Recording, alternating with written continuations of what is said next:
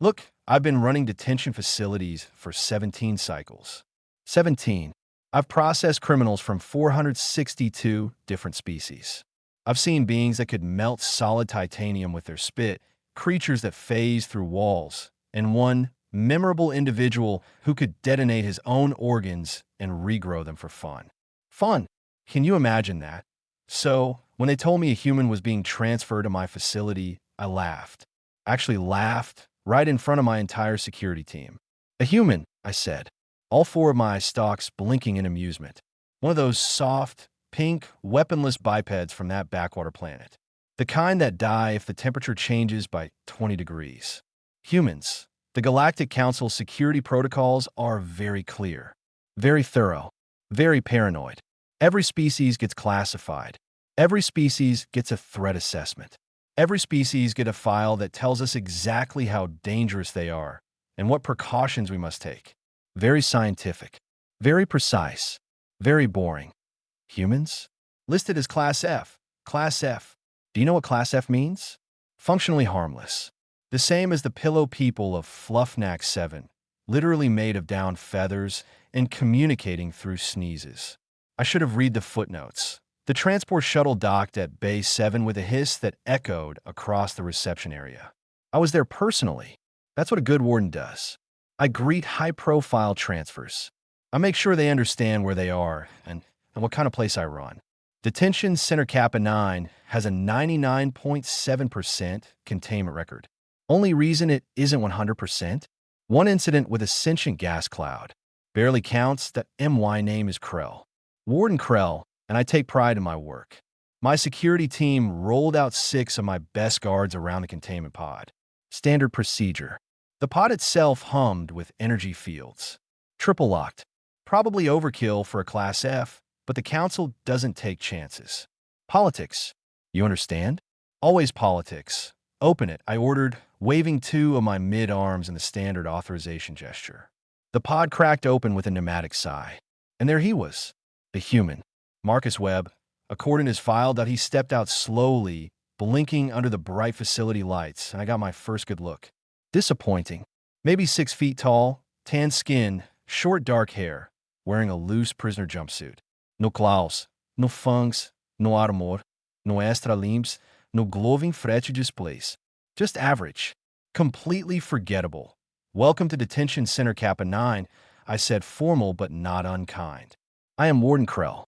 You will surrender all weapons, contraband, and personal effects. You will comply with facility regulations. You will not cause trouble. Do you understand? He looked at me with those flat, brown eyes. 2 eyes, just 2. No glow, no rotation, no se devais blinking. But there was something in them, something that made my tertiary stomach clench a little. I understand, he said. Calm, quiet, almost amused. Excellent. Security, confiscate his items. And this is where it got funny, or at least I thought it was funny at the time. Looking back, the universe was laughing at me, not with me. Guard Voss stepped forward with the scanner, running it over the human from head to toe. The device beeped and displayed its findings. 1 metal ring on his left hand. Sentimental. 1 pair of soft-soled shoes. Standard. No hidden compartments. 1 mechanical chronometer. No networked. Couldn't be used for communication. That's it? I asked. That is it, sir, Voss confirmed, disappointment twitching his reptilian snout. That I looked at Marcus Webb again. You came to an interstellar summit with no weapons? None at all. The human smiled. Flat teeth. Not designed for tearing flesh. Didn't think I'd need any. I was there to talk, not fight. Clearly, the talking did not go well.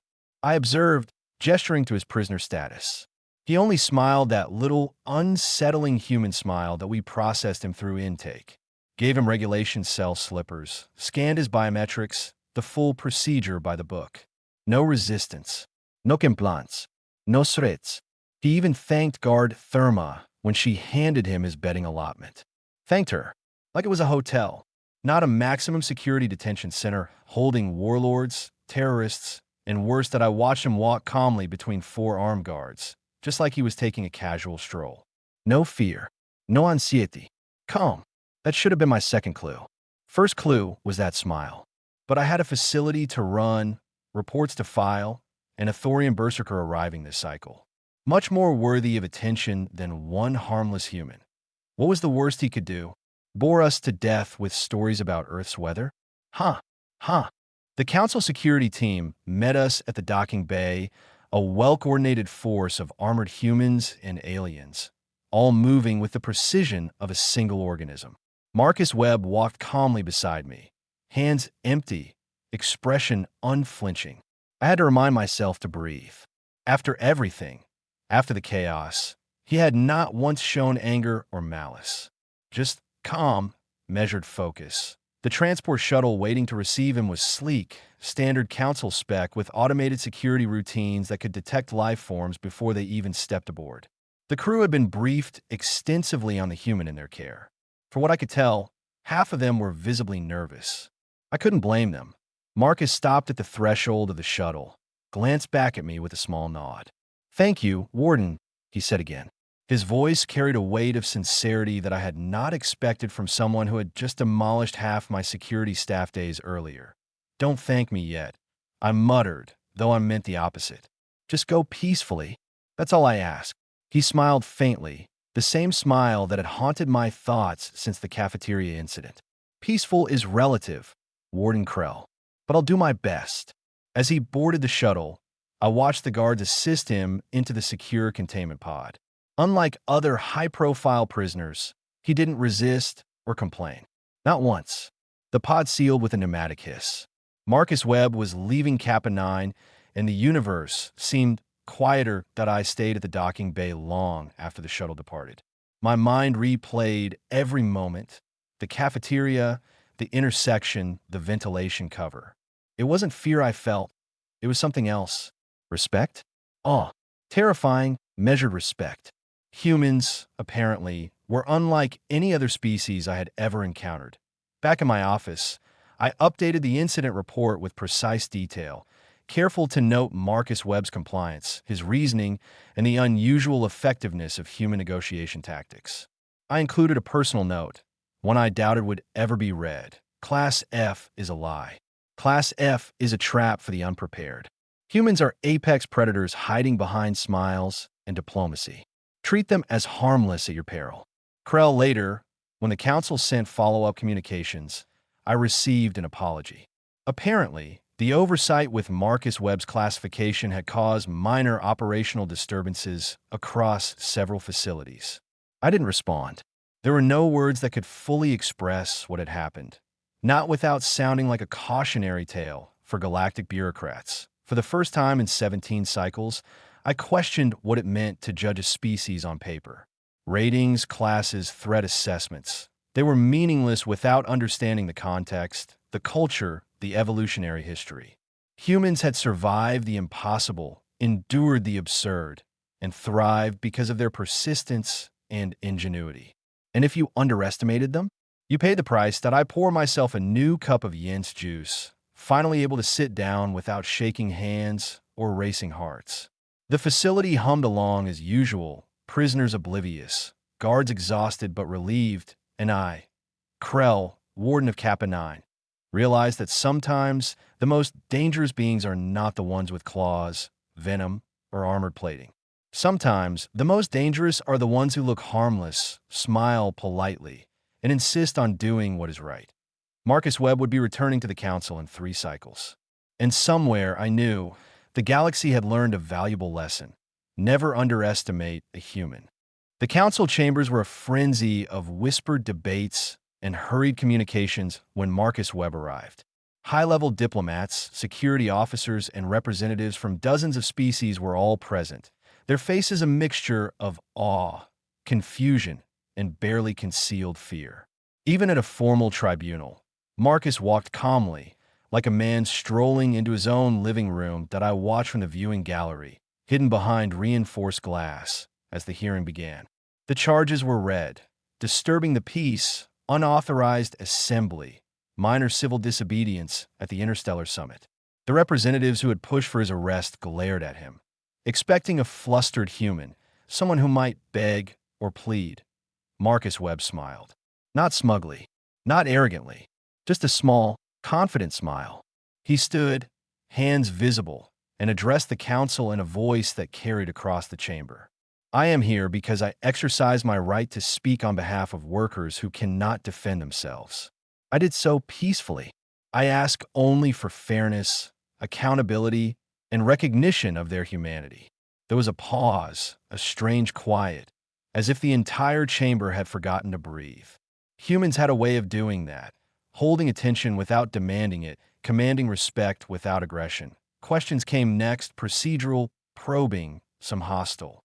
Marcus answered each with patience and clarity, citing council regulations, labor rights, and precedents from interstellar law. When asked why he had fought back at Kappa 9, he explained calmly, "I defended myself against violence while under detention. I did not seek to harm, but I was prepared to survive." Self-defense is a right recognized by the council and by law. One of the Thorian representatives, still nursing a bruised arm from the cafeteria incident, muttered something about human arrogance. Marcus glanced in their direction, brown eyes flat but unwavering. "Arrogance," he said softly, "is surviving long enough to understand what matters. It's not arrogance, it's persistence, patience, and the refusal to give up on justice." The room was silent. Even seasoned counselors shifted uncomfortably. Humans had a way of exposing assumptions, of challenging the expected norms of diplomacy and power. And Marcus Webb was demonstrating that skill with terrifying efficiency. After what felt like hours, but was likely minutes, the verdict was read. Time served. A formal apology from the council representatives who had insisted on his arrest. Marcus Webb would walk free with his reputation intact and, in many cases, enhanced. Outside the chambers, I met him as he exited. "Warden Krell," he said, nodding politely, "I assume your facility survived my departure." I grunted. "Barely. You may be the first human I've met who can both terrify and impress me at the same time." He chuckled, a low, even sound. "We try. It's a species trait. Diplomacy first, persistence always, surprise as a backup plan." As he walked toward the transport shuttle, returning him to Earth, I realized something. Humans were no longer just another species in the Galactic Council. They were a force. Adaptable, persistent, unpredictable. Dangerous, but in a way that respected rules, principles, and logic. They could charm, negotiate, and fight with equal effectiveness, and Marcus Webb had demonstrated all of it in under a week. Back at Kappa 9, the story of Marcus Webb became legend. Inmates and guards alike told tales of the calm human who faced 3 Thorns, 10 guards, and still walked away with dignity and control. Warnings circulated quietly in high-security circles. Never underestimate a human, especially one who looks harmless. For me, Warden Krell, the lesson was personal. Authority, rules, and classifications were only as good as the knowledge behind them. The universe could not be managed with complacency, not with humans in it. And somewhere deep down, I knew that this was only the beginning. The galaxy had met its newest apex predator, and it wore the guise of a polite, smiling human named Marcus Webb. Back at Kappa 9, life slowly resumed its rhythm, though nothing was quite the same. Guards moved with a bit more caution, inmates gave more space, and whispers of the human circulated like an unseen presence. Marcus Webb's name had become a legend even without him being there. I, Warden Krell, had to admit it. It was unnerving. Reports now included caveats: human present, exercise caution, observe behavior for unexpected problem solving, and even do not assume harmlessness. My containment procedures had evolved in a matter of cycles, adapting faster than I had thought possible. Humans did that, I realized. They adapted. They learned. They improved. B. Why the second cycle after his departure? Marcus' influence was evident. The Thorians who had been in the cafeteria incident now avoided confrontations. They gave each other wary glances and kept interactions with humans strictly polite. Zelkrim inmates, normally territorial and mistrustful, began cautiously sharing their games and routines with the human cultural database materials. Even the Pillow people, always considered harmless, seemed emboldened by his example. It was as if the mere presence of a human had rewritten social equations within the facility that I called a meeting with my senior staff. Guard Voss, Tharma, Grint, and the others filed in, each looking half expectant, half fearful. We need to discuss Marcus Webb's influence. I began. His time here has changed how the other inmates behave, how our guards react, and potentially the facility's security protocols. Voss snorted. You mean the guy who looks like he couldn't punch through a carbon steel wall is now running social dynamics in the prison? Yes, I said flatly. Precisely that. Tharma clicked her mandibles thoughtfully. Warden, it isn't just the fighting. It's the calm, the confidence, the ability to assert himself without aggression. Humans don't just survive, they make others respect them without trying. That's dangerous in a controlled environment. Grint grunted. I don't get it. He could have escaped, beat all of us, and made a run for it. Why didn't he? Principle, I muttered. Persistence. Discipline. Humans have a code they follow even when the rules don't protect them. Marcus Webb demonstrated it. And now, everyone else is recalculating what's safe and what isn't. That evening, I reviewed the incident reports again. The Thorns were quieter, more measured. The Zelkrim were cooperative. Even routine monitoring showed fewer disturbances overall. Marcus Webb had left, yet his presence lingered like a force field. IT got stranger the next day. The Human Cultural Database, the very books, games, and media Marcus had accessed, had become popular. Inmates were reading, discussing, and even practicing human methods of problem-solving and meditation. They were learning patience, strategy, and focus from materials designed for a species that had once been classified as functionally harmless. I leaned back in my chair, mandibles clicking with a mix of awe and disbelief. He's teaching them indirectly. I muttered to no one in particular. Yes, sir, Tharma said quietly. And that's the problem. You can't control what humans teach others just by rules. Their influence isn't contained by walls or locks. It's ideas, strategy, persistence, and social intelligence. And those are the hardest things to guard against. I sighed. Marcus Webb had done something no prisoner had ever managed in the history of Kappa 9. He'd rewritten the social hierarchy without violence, without coercion, without even being here physically. I stared at the reports.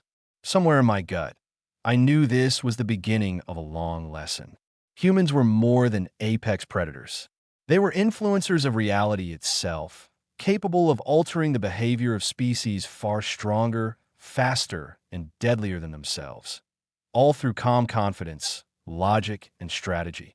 And somewhere, far across the galaxy, Marcus Webb was preparing for his trial, completely unaware of the ripple effect he had left behind. That I closed the reports and looked out over the facility. Kappa 9 hummed with its usual activity, but it felt different. Safer? Less predictable? I wasn't sure. All I knew was that my understanding of humans and my ability to manage them had just been completely rewritten 0.3 cycles ago. I thought I was the one in control. Now, I wasn't even sure I was keeping up. The trial chamber was vast, a cathedral of steel and light, where representatives from 3 galactic councils had gathered. Marcus Webb stood in the center, calm, composed, a single human among hundreds of alien species whose eyes and judgment were fixed upon him. The prosecution was relentless. They recounted every escape attempt, every minor infraction, every rumor of influence Marcus had exerted. He is a danger, one Thorn delegate insisted, clicking his mandibles nervously. He bends others to his will without force. He disrupts hierarchies. He cannot be trusted. And yet, the witnesses spoke differently. Inmates who had once been aggressive, now more measured, testified on Marcus' behalf. They spoke of strategy, of leadership without violence, of lessons learned. Even Warden Krell, reluctantly, gave testimony. This human does not operate by fear. He operates by principle. I have no protocol for managing this kind of intelligence. The chamber fell silent. The council had heard the data, observed the social shifts, and witnessed the proof. Marcus Webb's influence had reshaped behavior without coercion, without threat, without destruction. The verdict was unexpected, cleared of all charges, with a recommendation for monitored release. The room erupted in a mixture of shock, disbelief, and grudging respect. Marcus simply bowed his head, acknowledging the ruling, and walked out. Not triumphant, not boastful, but quietly victorious. Back at Kappa 9, the ripples of his presence remained. Guards continued to adjust procedures, not out of fear, but out of respect for the human capacity they'd witnessed. Inmates retained the lessons, the strategies, the patience, and problem-solving Marcus had imparted indirectly. Social dynamics had shifted permanently. Kappa 9 was quieter, more controlled, not by walls, but by ideas. Warden Krell watched from his office, mandibles clicking softly. "I thought I understood control," he muttered. "I thought discipline was enforced with walls and locks. But humans teach differently. They don't break you. They change you." Somewhere beyond the galaxy, Marcus Webb reflected on the trial with characteristic humility. He didn't seek recognition, didn't crave power. He simply followed his code, his logic, his humanity. And in doing so, he had demonstrated a principle older than any empire. True strength lies not in domination, but in influence, understanding, and the courage to act with integrity. Kappa 9 would never be the same, nor would the galactic authorities, who now had to reconsider how they measured threat, intelligence, and leadership. Marcus Webb had passed through their systems, untouched by fear, unshaken by prejudice, and had left behind a legacy that could not be contained. The galaxy, vast and indifferent, had just learned a subtle truth. Sometimes the smallest presence, the calmest mind, and the most principled heart could shift tides in ways no weapon ever could. And somewhere in the silence of the stars, Marcus Webb disappeared into the crowd, leaving the universe a little wiser, a little more cautious, and a lot more impressed with humanity.